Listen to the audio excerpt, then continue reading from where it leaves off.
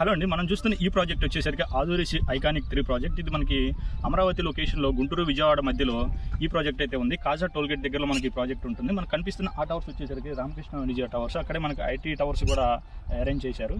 So ఇక్కడ నుంచి మనకి విజయవాడ వచ్చేసరికి 20 minutes డ్రైవ్లో మనం విజయవాడ వెళ్ళొచ్చు. అలానే 10 minutes డ్రైవ్లో మనం గుంటూరు సిటీకి అయితే వెళ్ళొచ్చు.